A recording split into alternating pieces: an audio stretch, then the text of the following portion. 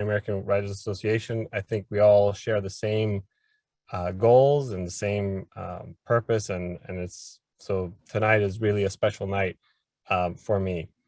I'm Nicola Ricuya. I'm the founder of I Am Books. We are in Boston. We're an Italian American bookstore, and so tonight is really, again, it's a special night. But I don't want to talk about myself. I do want to talk a little bit about our guests tonight, our hosts tonight. As I said, three incredible poets. Tonight we have with us Maria Lisella, Jennifer Martelli, and Julia Lisella. So I said them with the Italian accent. I'll also say them with the American accent. First of all, let me introduce to you Maria Lisella, recently awarded a Poet Laureate Fellowship from the Academy of American Poets. Maria is the 6th Queen's Poet Laureate. She is also the current poetry editor for VIA, Voices in Italian Americana. And Maria's work appears in Thieves in the Family, NYQ Books, Amore on Hope Street, and Two Naked Feet. Her short stories appear in A Feast of Narrative and Sweet Lemons 2. And essays are included in Celebrating Calabria, Me Too, Anch'io, and What Does It Mean to Be White in America, Two Leaf Press, and People, Places, and Passages. Jennifer Martelli is the author of The Queen of Queens and My Tarantella, both published by Bordighera Press. She has been awarded an honorable mention from the Italian American Studies Association and selected as a 2019 must-read by the Massachusetts Center for the Book and named as a finalist for the Housatonic Book Award. She is also the author of the chapbook After Bird, winner of the Gray Book Press Open Reading 2016. Her work has appeared in the Academy of American Poets, Poem a Day, Poetry, the Sycamore Review, Thrush, and elsewhere. Jennifer has twice received grants from the Massachusetts Cultural Council for her poetry, and she co-curates the Italian American Writers Association reading series and is co-poetry editor for Mom Egg Review. And lastly, Julia Lizella's books include Always by Word Tech Editions, published in 2014, Terrain, also published by Word Tech Editions in 2007, and a chapbook, Love Song Hiroshima, published by Finishing Line Press in 2004. Her poems have appeared in Panegyrus, Lily Poetry Review, Plowshares, Alaska Quarterly, Nimrod, Exit 7, Ocean State Review, and many other journals and anthologies. Her newest collection, Our Lively Kingdom, forthcoming from Bordighera Press, was named a finalist in the Lauria Frasca Poetry Prize. She's a professor of English at Regis College. She initiated the Italian American Writers Association reading series in Boston in 2017, and now co-curates it with Jennifer Martelli. So I'm going to leave the floor to our wonderful co-hosts, and I will leave the word with Julia first.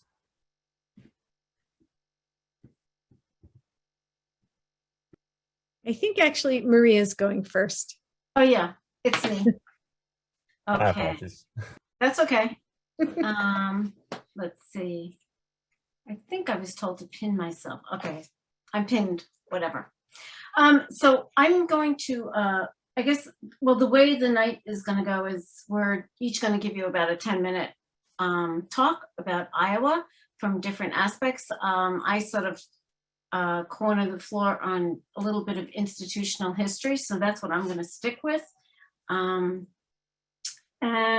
then we're going to have short readings and a Q&A. So here goes my history.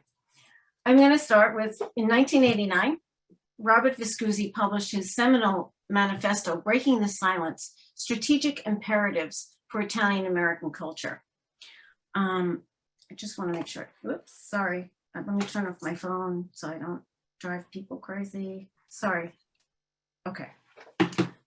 Okay, so Viscusi published his seminal manifesto, Breaking the Silence, Strategic Imperatives for Italian American Culture. In his paper, he argued that Italian America lacked a tradition of self-critical discourse and needed to be bilingual, construct an Italian American historical narrative, and promote an internal critique, all of which is a little bit academic. What precipitated this manifesto was the murder of 16-year-old African-American Yusef Hawkins by a mostly Italian-American mob in Bensonhurst, Brooklyn, and the shameful failure of the Italian-American establishment to adequately speak out against Hawkins' murder. I might add that Hawkins' killing represented the third racially motivated murder of an African-American in an Italian neighborhood in the late 1980s. When African-American demonstrators led by Al Sharpton protested Hawkins' murder in the streets of Bensonhurst, they were met by local counter demonstrators who chanted racist slogans and waved watermelons over their heads, acting out what Viscusi characterized as racist dumb show. In addition, rather than seek out alternative voices in the Italian-American community, the mass media focused on the racist elements of Bensonhurst, thus fusing in the popular mind, some would say forever, Italian Americans in racist thuggery. As Joe Shora said, who marched with Sharpton, the tragedy of Yusef Hawkins' death engendered an examination of conscience and values among Italian Americans in ways that simply had not existed before. Italian American writers in particular were incensed that the mass media made no attempt to solicit their views, writers usually being among the more learned and articulate members of any community. Viscusi remembers presenting his paper, Breaking the Silence, at a session of the American Italian Historical Association, now renamed IASA, in San Francisco in November 1989. The discussion ignited an intense and heated discussion. Afterwards, he, along with Peter Caravetta and Teresa Aiello Gerba, came up with the idea of forming a writers group. In 1990, a small group of Italian-American writers continued to discuss forming this group at her Manhattan apartment. By March 23, 1991, Italian-American writers who had published at least one book were invited to attend the meeting. About 30 authors showed up. Could everyone mute themselves, please? Okay, about 30 authors showed up. Among them were Viscusi, Maria Mazziotti Gillen, Tom Belmonte, and Anthony Valerio, among others. Caravetta was in Italy, but there in spirit. People were asked to name their favorite Italian-American author besides themselves. Viscusi used to report that the silence was deafening and helped to lead to the adoption of what eventually became the 3 rules of Iowa. Read one another, write or be written, buy our books. According to Viscusi, it was at this meeting that Iowa was really officially born. It's important to place the genesis of Iowa, however, within the context of a particularly turbulent and fertile period of intellectual, literary, and political activity in the Italian-American community. I like to think of this period as una piccola rivoluzione. In 1985, Helen Barolini won an American Book Award for The Dream Book, an anthology of writings by Italian-American women. The following year, Caravetta founded the journal Differentia, a review of Italian thought. And in 1988, poet and editor Rose Romano launched La Bella Figura, a literary journal and Malafemina press devoted entirely to writing by Italian-American women. The year 1989 saw the founding of Bordighera Press, along with the literary and cultural review, Voices in Italian Americana, or VIA, by Fred Gardefei, Paolo Giordano, and Anthony Tamburi, who also edited in 1991 the groundbreaking anthology From the Margin, Writings in Italian Americana. A synergy of highly accomplished scholars were already engaged in addressing aspects of the Italian-American culture, such as Rose Basile Green, Jerry Mangione, Rudolph Vecoli, Donna Dabaccia, Jennifer Guglielmo, and the late Philip Canistraro, Gerald Meyer, Nunzio Perniconi, Sal Salerno, and Stanislaw Pugliese and Paul Avrich. But the New York group had a drive to share, to hear each other's work, to create a groundswell of intellectual exchange. In the summer of 1991, a group of progressive activists founded the Vito Marcantonio Forum. Its mission was to commemorate and continue the work of the radical seven-time Congressman Vito Marcantonio, who built a unique electoral alliance within Italians, Puerto Ricans, and African Americans. The following year, Italian Americans in New York, Minnesota, Denver, and California allied with their Native Americans, Latinos, and African Americans to protest the Columbus Quincentennial and the genocide that followed in the wake of European conquest. My late husband, Gil Fagiani, was the founder of the New York-based group Italian Americans for a Multicultural US. And we were also co-founders of the Vito Marcantonio Forum. In March of 1993, Gay Talese raised the question on the front page of the New York Times Book Review: where are the Italian American novelists? Granted, he was a little bit myopic because I think he thought he was the only one. But anyway, in his article, he goes on to lament the lack of Italian American writers, revealing, according to Garofei, his own lack of familiarity with the vast body of literature that was already happening by Italian American authors.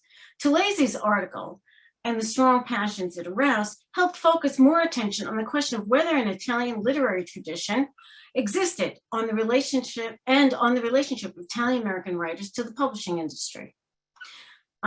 During this time, the Canadian publishing house, Guernica Editions, under the editorship of Antonio D'Alfonso, played a vital role in publishing such Italian American writers as Mazziotti Gillen, Viscusi, Garofei, Anthony Valerio, and others. What this period demonstrated was that for many Italian Americans, their ethnic identity was no longer primarily shaped by the Italian American immigrant experience, but by their interaction with the conflicting currents of life in a rapidly changing multicultural society. Within this society, Italian Americans could play the roles of both victimizers, as we saw in the racial killings in the Italian American neighborhoods, and victims, as exemplified by the stereotyping of Italian Americans in the mass media as mafiosi, ignoramuses, and racists. Most importantly, Italian Americans demonstrated a willingness to challenge in a myriad of creative ways all the conventional notions of what constituted Italian American identity, including those conservative views promulgated by much of the organized Italian American establishment. Iowa, as Viscusi said, was born out of conflict and necessity. Italian Americans needed an organization that would speak out and speak out loudly against racism and the distorted and defamatory images of Italian Americans. It provided a safe and nurturing atmosphere where Italian American writers could tell their stories, develop as writers without being dismissed as ethnic writers. And finally, it would help create a book-loving and book-buying community for published Italian American authors to sell their books. 31 years have passed since Iowa's inception. During that time, as we learned from the Iowa website, it has promoted Italian American literature by encouraging the writing, the reading, the publication, distribution, translation, and study of Italian American writing. Certainly more books than ever are being published by Italian American authors. But by the same token, Italian Americans are moving into their fourth and fifth generations in the US. Traditional Little Italies have largely faded. Is there really a need for an Italian American writers organization? And if so, what should that mission be? To further add context to this progression, the John D. Calandra Italian American Institute of Queens College, City University of New York, organized a conference titled The Lost World of Italian American Radicalism in 1997. More than 60 scholars working in both the social sciences and cultural areas documented that from the inception of the Great Migration in 1880 to the present, leading figures of the Italian American community had in fact been radical. Essays, including Giulia's essay, are included in the volume named for that conference. With the publication of Italo Americana, the literature of the Great Migration, 1880 and 1943, edited by Francesco Durante, actually both of these guys have passed, and Bob Viscusi, the landmark 1,000-page collection of translated writing of Italian-speaking immigrants that was the foundation It was a foundation that was laid for the serious development of Italian-American literary canon. Before Italo-Americana, the beginning of the Italian-American literary tradition, written in Italian, was totally inaccessible to most Italian Americans. A recent feature, Connie Post, had this to say about her experience with Iowa. Iowa offers an essential sense of belonging, a way to carry your heritage and share it with other writers to more fully embrace and understand the full breadth of our histories. It feeds both a cultural and literary need that resides in many of us. And Matt Cariello, who won the Lauda Frasca Prize for his collection Talk, published by Bordighera Press, offered, "We are all of us from someplace else, going somewhere we don't know. We're all immigrants. My ancestors are Italian, Irish, German. I was born in Jersey City, but live in Ohio. My children who have Italian last names were born in China. We're all diasporic beings. None of us are from here. That's a good thing to remember." With the onset of social media, a new set of etiquette has been introduced, one in which support of each other is immediately transparent. Be it posting reviews on Goodreads, Amazon.com, or other sites that will publish reviews, authors are learning how to keep the momentum up once they have published a book. The old saw of scratching each other's backs has gained new validity in this environment, driving home the profound need to be an audience member as well as a feature. Those who attend colleagues' readings or promote them tend to attract audiences at their own launches, helping to fill the room, something cafe owners are acutely aware of, as our bookstores. Or as Andy Lanzalotto likes to say, as a feature, you're responsible for bringing in every set of ears to that event. So what are the 3 rules of Iowa? Read each other, write or be written, buy our books. And I think I read too much. So I'm going to skip reading my poem because I think I read, no, they're saying no. Okay, I'll read one. I had 2, but I'll read one. So this poem was kind of, I won't talk about it, just read it. This piece was published on New Verse News. It's called "They Don't Remember When We Were." The immigrants, the sharecroppers, the unskilled laborers standing on corners waiting for work. Maybe it was the Hell's Gate Bridge or the dangerous bowels of the subways. Sharing low-lit tenements with men piled high, swapping pillows, sheets, and beds as they return from the morning shift, the evening shift, the stench of those men-filled quarters. No women to dress for, to clean for, to shave for. A society of men, clammy in winters, sultry in summers, saving meager wages split with padroni and landlords before sending bits and pieces home to bring wives and children here to this foreign place, trying to remember why they left home. Was it that bad? Yes, it was. Wives don't tell the men in their letters of the famine, the deaths, a silk thread of hope spanning the Atlantic, to feel whole again, not so alone, to be human instead of imitating animals in the daily routine. Wake, work, sleep, nothing in between, no rises or falls or celebrations, or clean towels or bread on the table, set for 4, 6, or set at all. Eating while standing becomes skilled on the corners waiting for the work. If the policeman doesn't move them to another corner, stepping into strangers' cars, a dangerous deal for a day's work.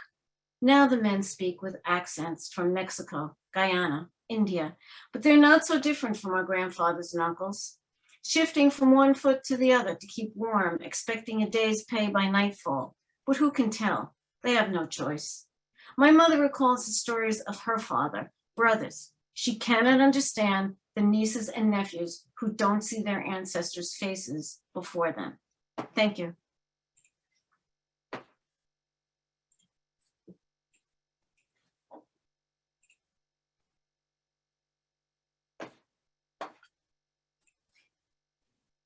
Thank you so much, Maria. That was fantastic. Yeah, it's funny. We went over the script that we had, and I just realized I'm supposed to introduce Jen Martelli. Sorry. No. Oh, you don't. Well, Nicola already read my bio, so right. oh, that's fine. Okay. Hi, everybody. I'm Jen Martelli. Oh my gosh, Maria, I could have listened to that even longer. So thank you so much. I feel like you hold the history and the proud history of Iowa. And I appreciate it because I'm so new to this. And to Julia, thank you for inviting me to be part of Iowa a few years ago and helping out with the readings. It would be impossible for me to separate my own writing career from being part of this association. So I'm not even going to try to, and I'm going to talk a lot about my own process with coming to find Iowa, Iowa finding me, and what that's meant in my growth as a writer. I want to thank also Nicola and Chiara for hosting us tonight.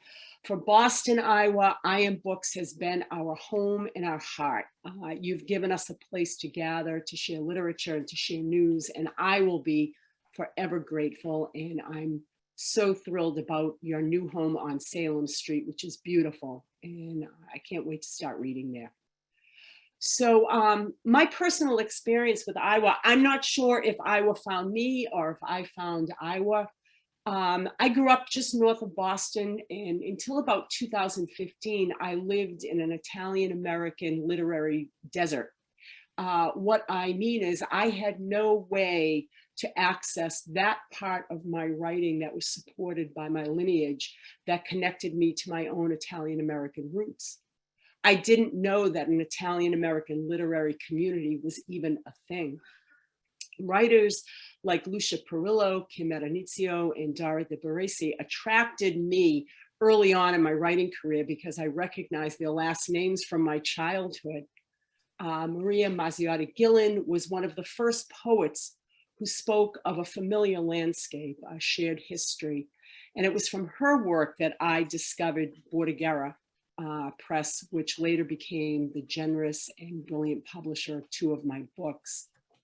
But I knew of no community of Italian-American writers until I was asked to speak on a panel for the Italian-American Studies Association in Washington, D.C. And we were in this big, beautiful conference hall that smelled like espresso. And it was wonderful.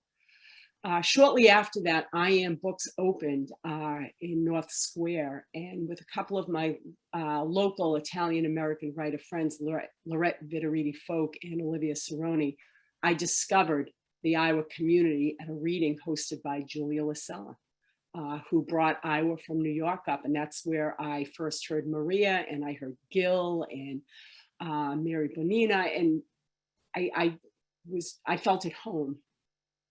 All three of these poets, by the way, Lorette, Olivia, and Julia, would become my pressmates at Bordighera, which was a nice closing of a circle.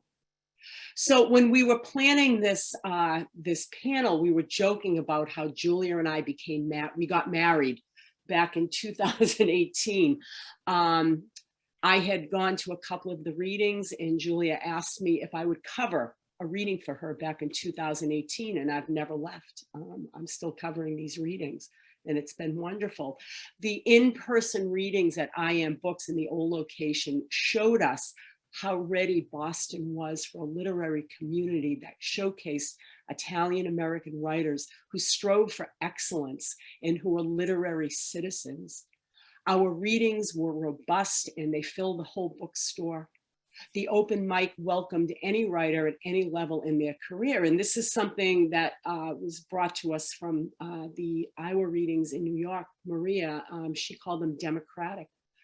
We featured award-winning poets, novelists, memoirists, essayists, and editors also. So then the pandemic hit in 2020 and the world shut down. And that's when we merged with the mothership in New York and began monthly Zoom readings, which followed the same format as our in-person readings with an open mic and feature readers.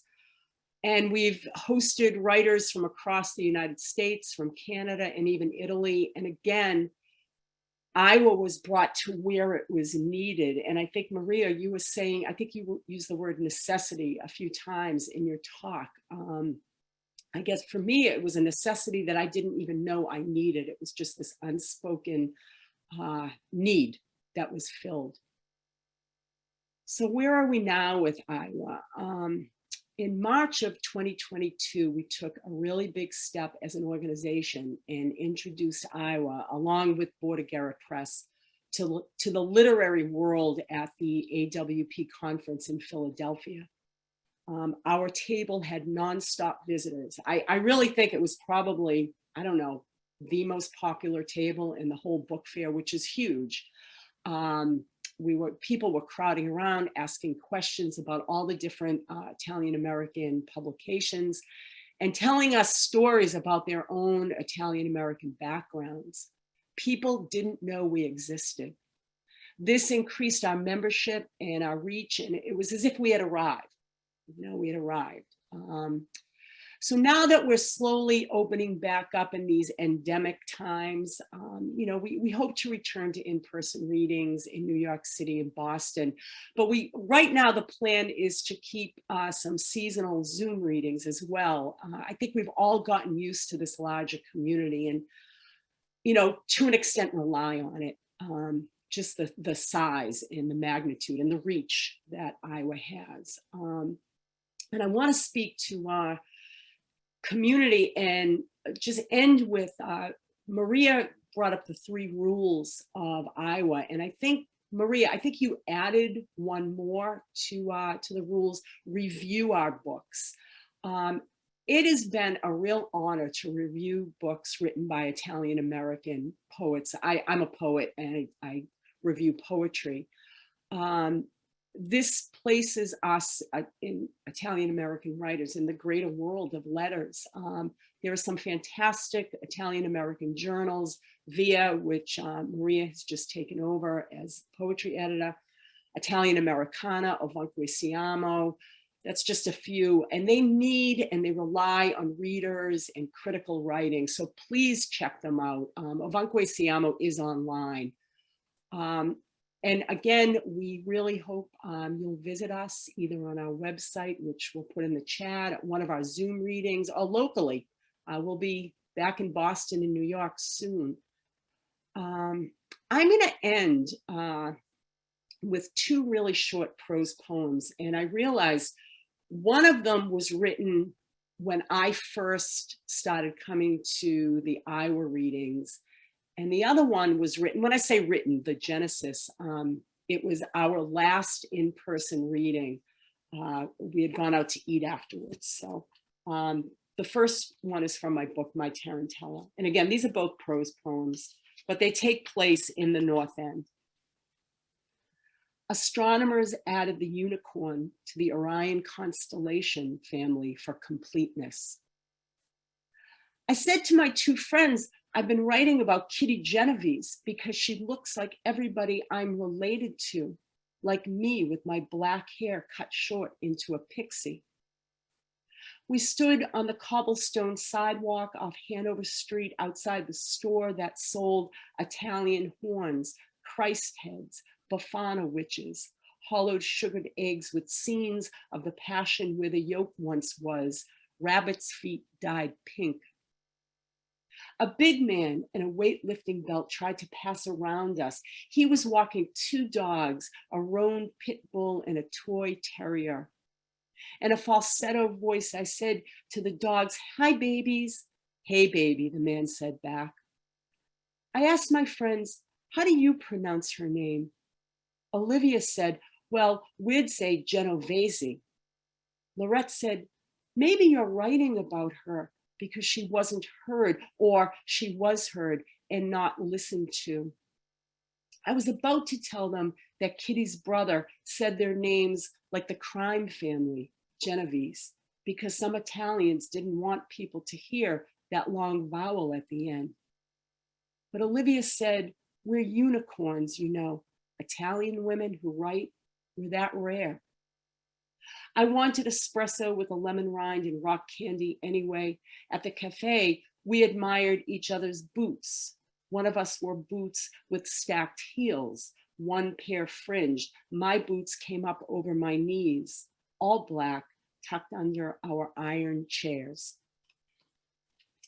And this next poem, prose poem, again, as I said, it was written after our last in-person reading. The Angels of Hanover Street.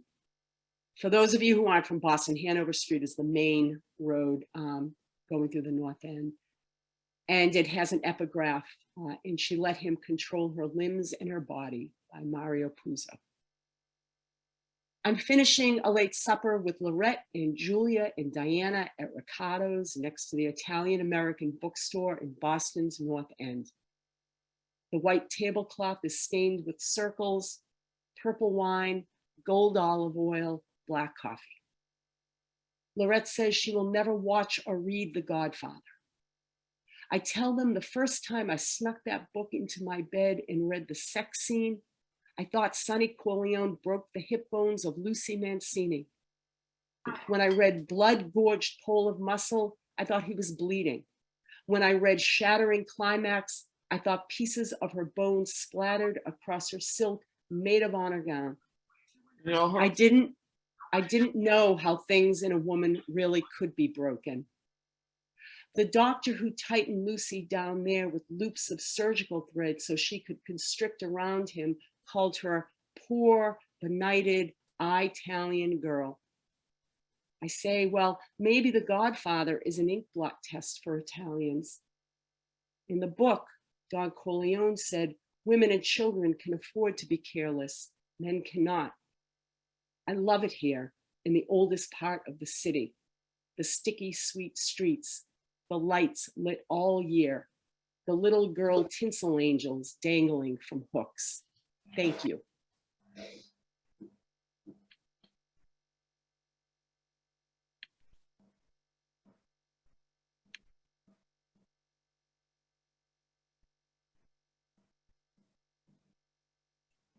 So. Okay, I'm here. Next up is Julia. Okay. Hi, everyone. I know some people came later. I did put Maria's bio and Jen's bio in the chat. I can put them in again, and this is mine. But Maria and Jen, thank you so much. Maria, that history, I think it's so important to remember that our organization started out of activism and progressive activism for a multicultural United States. And I think that that is just so central to who we are, and something that Jen and I in Boston really relied on when we had that terrible summer of spring and summer of police brutality, and we really thought about that and how to represent ourselves on social media to say that we were welcoming of other ethnic groups and other ethnic struggles. So I really value, Maria, that you gave such a wonderful history, and it's not one I had heard, so I know it, but I hadn't heard it so holistically like that. So it's really fantastic.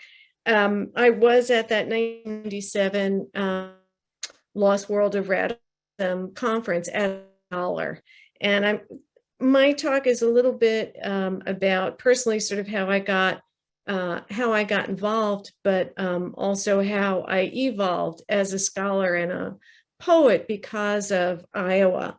Some of this you've heard in the other presentations, so I'll try to sort of slip through it quickly. But I'll give you a story that I've told.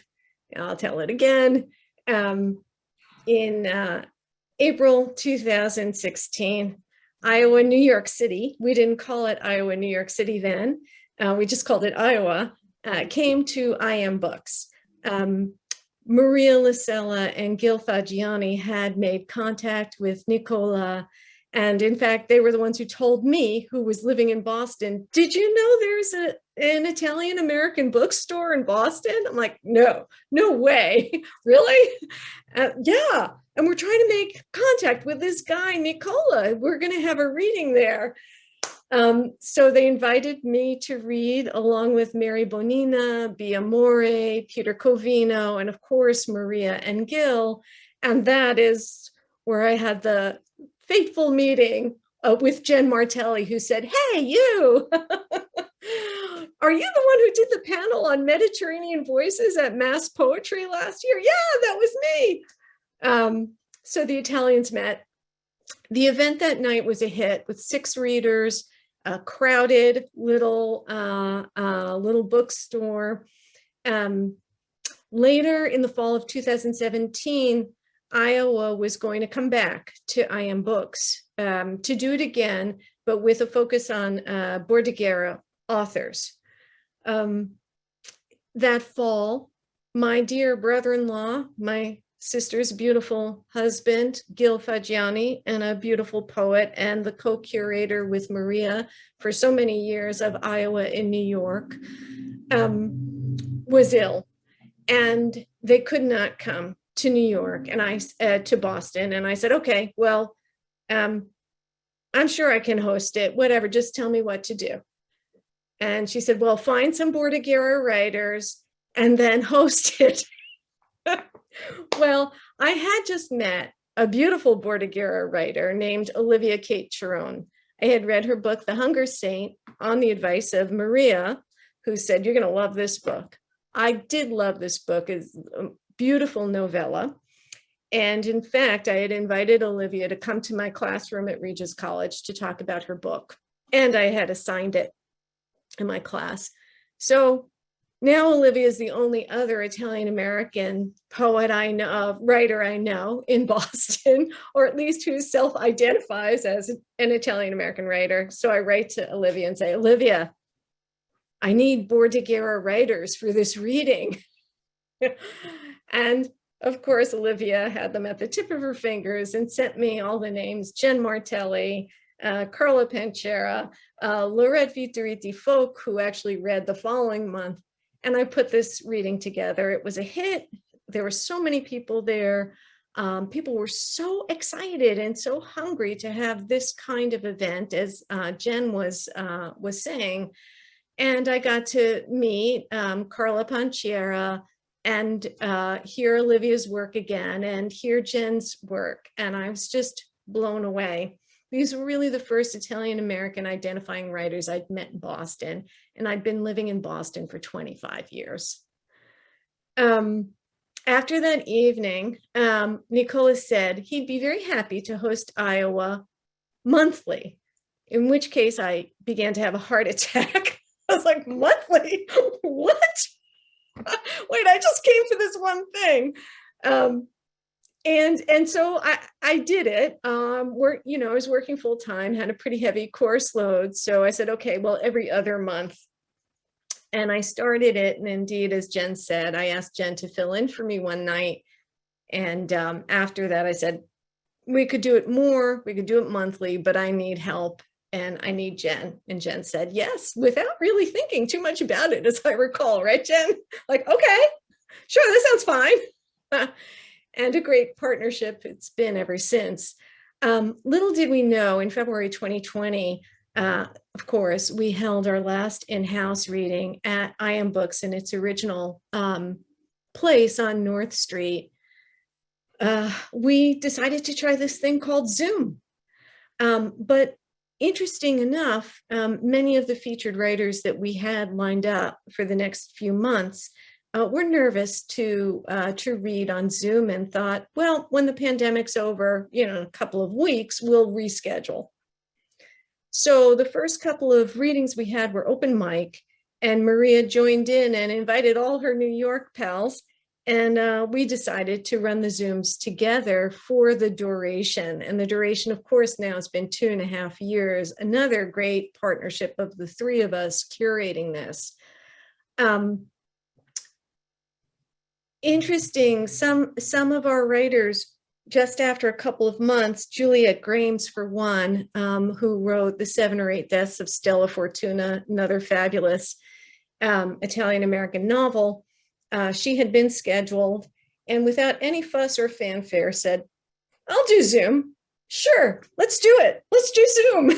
And once we had her re-featured, it it really began to take shape like the format that Maria and Gil had made so successful in New York, and it worked on Zoom. We had open mic for an hour, and then we had 2 features every month, and it's really been going well.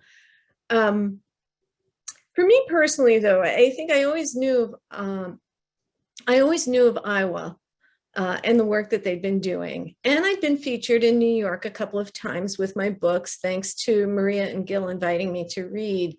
But I really had been more fully engaged with Italian American studies as a scholar of American literature.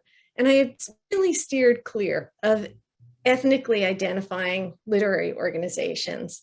I think I was worried that they would stifle me or pigeonhole me. And as a scholar, I think I was kind of convinced by Dana Gioia's argument in his 1993 essay called What is Italian American Poetry, where he suggested that really after a couple of generations, there was really no need to explore poetry as Italian American, that the category itself had served its purpose, highlighting the work of an earlier generation of American immigrant writers who paved the way for the rest of us. And that lingering in that effort was just another form, as Gioia put it, of ethnic boosterism, prompted by pride, but not by any intellectual authenticity or creative authenticity. But unfortunately, in the US, as we know, and according to our Canadian friends also in Canada, we still live with many popularized stereotypes of Italians as anti-intellectual, as Maria's talk suggested, anti-intellectual, politically conservative, small-minded, racist, and not readers and not writers. That is the stereotype that we live with every day, and it's a stereotype I deal with as an academic as well. So we've really seen our mission as one of combating these stereotypes by writing our own stories and narrating the world as we see it, and sharing our own encounters by writing our own encounters with those stereotypes and continuing to create and discover. And in these newer generations of writers of Italian descent, sometimes finding commonalities with other ethnic groups and other immigrant struggles so that we can pull others up along with us. I was going to go into time is running out. So I would just say that I've been happy that as I sort of reluctantly moved into this role of co-curator of Iowa Boston, my 2 worlds have come together in a really beautiful way. My 2 worlds of being an academic and being a creative artist. And it's something I struggled with for many years. And Iowa and IASA seem to have been the solution for me in the last few years. So I'm delighted that I'm going to become a Bordighera author in the fall.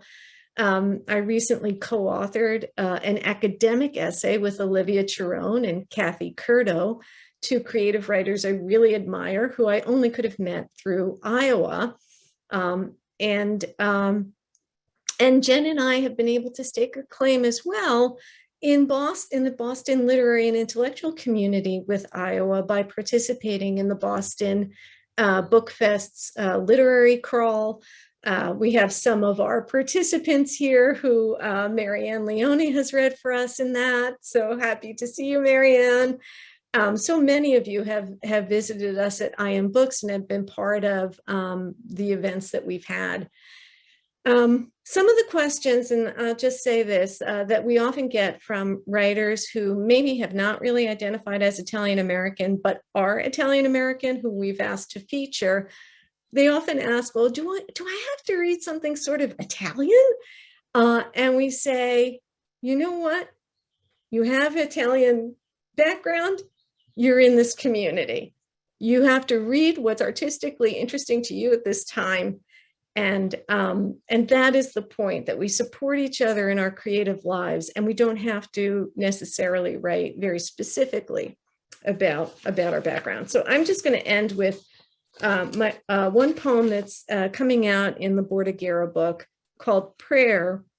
And I'm reading it because I wanted to sort of demonstrate the ways in which we do carry our ethnicity with us, though it's not necessarily the major focus. It's a kind of essence that we probably share and can hear and can feel when we're reading to each other. Prayer. I have written to you before, and though I have tried to wait, I am impatient in my prayers, and I do not know where my praise ends up. I know I must include it with the ask, send it forth to the great goddess. Maybe if I lighted candles, as I did through Europe as a college student, saying my mother's name, my aunt's name, in various country churches and city cathedrals. I never prayed for my father or my boyfriend.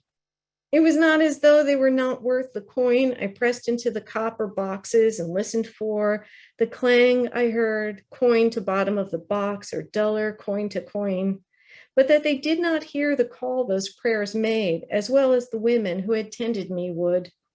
When I said my mother's name, her life would rise to me and to you, sweet goddess, in our steadfast breath.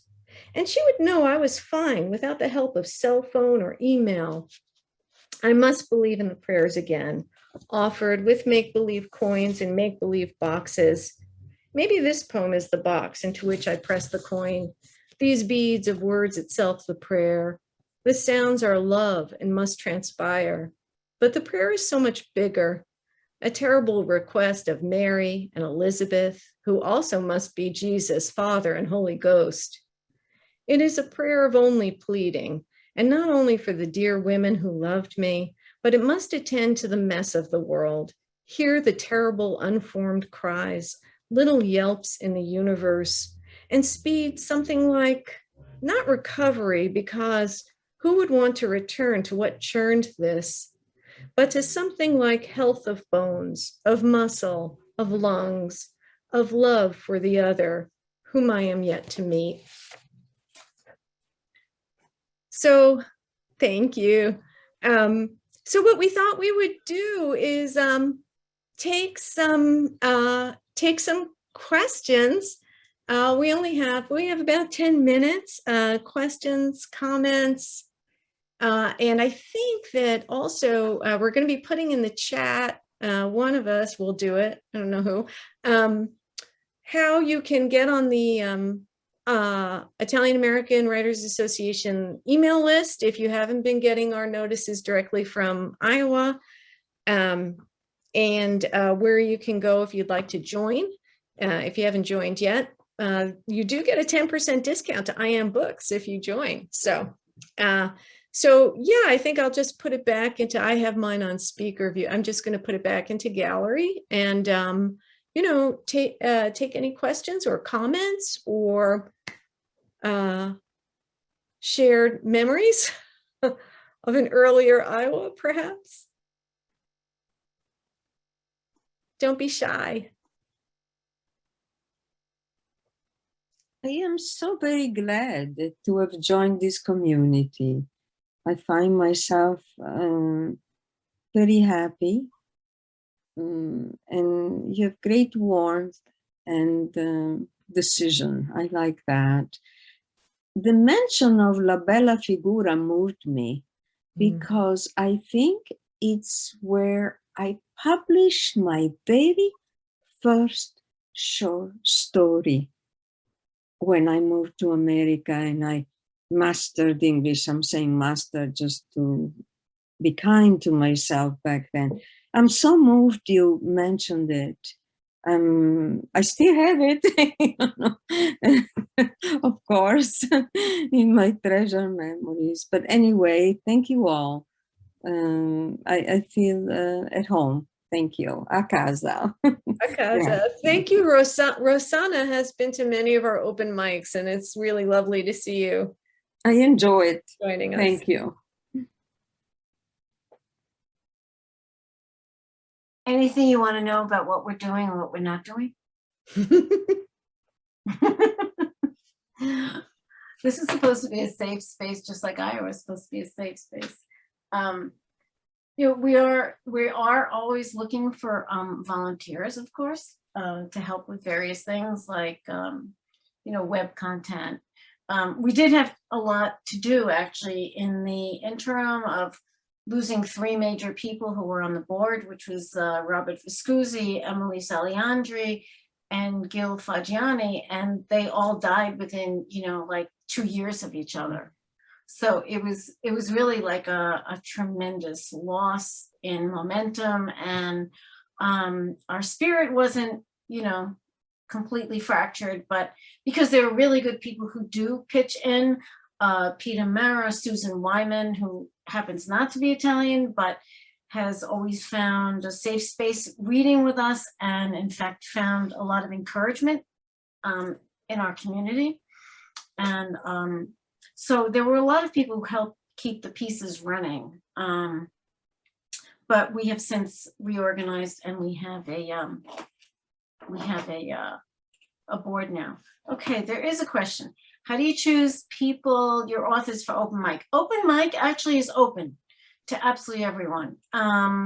You just arrive at 6 o'clock, say that you want to read an open mic, and there's no choosing, you just come. And you don't have to be Italian to be doing that, not at all. We just thank you, Stanislaw. Stan mentioned also Francesco Durante. I don't think I said he was the late Francesco Durante. Francesco actually had, he got a lot of attention actually because initially he translated John Fante's books. Oh, and wow. he created a bit, I don't know how many of them, but he created a sort of little groundswell of interest in Italian-American writing in Italy. And people were saying, who are these fantastical creatures in Fante's book? And so there was a bridge connecting Durante with Viscusi. I'm not sure how they met actually. And there was this whole discussion how he already had Italo-Americana in 2 volumes, and it was in Italian. He had done all the research, enormous amount of research in New York. And we were all under the impression that Italian Americans had not been so literary. And in fact, they were. And so that we had a lot of journals. I mean, we apparently excelled in theater, which is not a big surprise. Dramatic people. But that was like that was a big deal, was to do that book by Fordham. I'm sorry, how do you in between events? Okay, how do your members keep in contact between these events?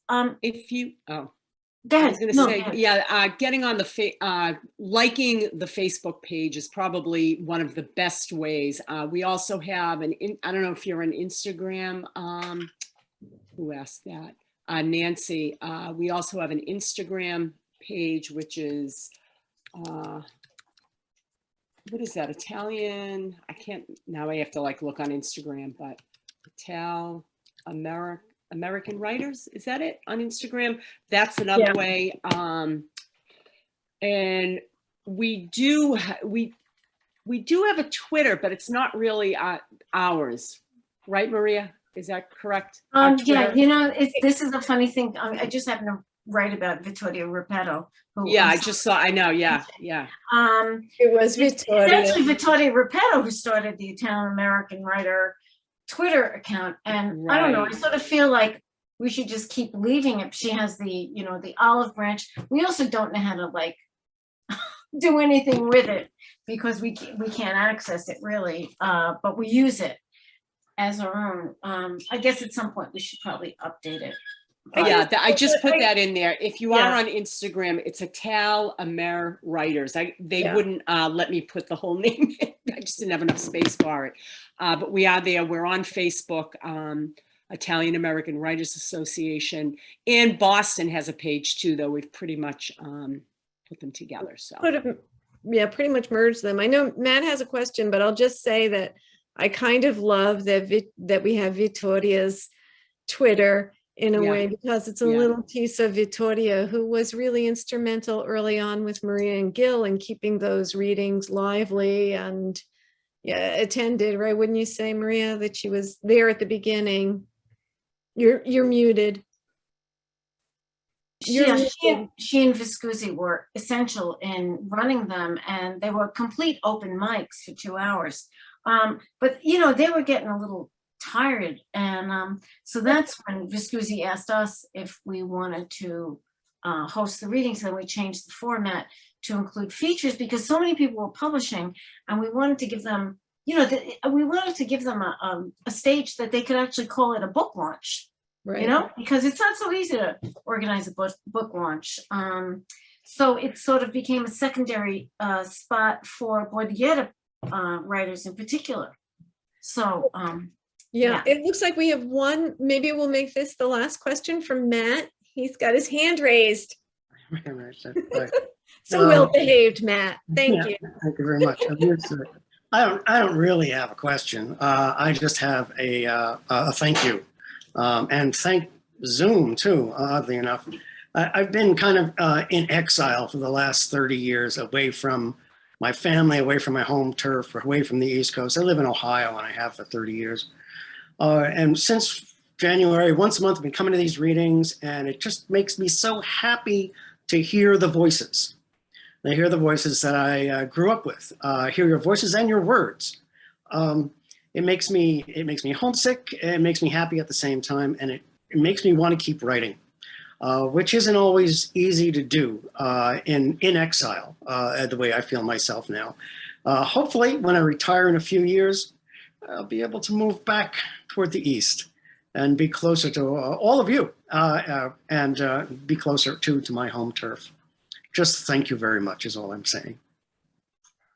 Thank you so much, Matt. I think that's such a beautiful place to end. What do you guys think? I'm going to put my email in the chat in case anybody has questions that didn't maybe get answered, or if you need more information. But thank you all so much for coming. I'll leave it to Jen and Maria maybe to sign us off. All right. Well, thank you so much. This was great. Just to hear everything and to kind of like talk about what this is and what we're all experiencing. So yeah, that's great. Thank you all for coming. And if you're in Boston, we will be at the Lit Crawl on, Marianne, what day is it? What day? June 9th. June 9th, Thursday, June 9th. Marianne Leone, Jen Martelli, me, Diana Lynch, Joe Boticchio, and Tom Schiavone. So if you're around the Cambridge area, come hear us. And thank you to Nicola and I Am Books giving us a home, and to Maria for letting us hang out with Iowa and New York and become one family. It's in the chat, but our next Zoom reading is June 25th, Saturday, June 25th, with Jay Perini and Rose Solari. 6 o'clock, same time, same bat time. Same. I'm gonna do one screenshot so everybody look like you're alive. Okay, I'll do one more. There's always somebody's eyes who are closed. Okay, thank you so much for coming. This was really fun because it's always good to kind of revisit, you know, what brought us to the same place together. And I like to say that the younger women really brought a lot of energy, but they laugh because they don't think they're that young, but I think they're very young. Do you mean me? The younger women, yes, the younger generation. Brought a lot of energy to this. It's all relative, Jen. Yeah, I guess it's relative. I'm like, I like it. Hope to see more of you at the readings. And as we expand, you know, we have expanded our presence in different ways. So we'll be at the New York Poetry Festival on Governor's Island. We'll be at the Brooklyn Book Fest. So we'll be continuing to do things. Thanks so much for coming. Nice to see you, Stan. Bye-bye. Thank you all. Thank you all. Good night.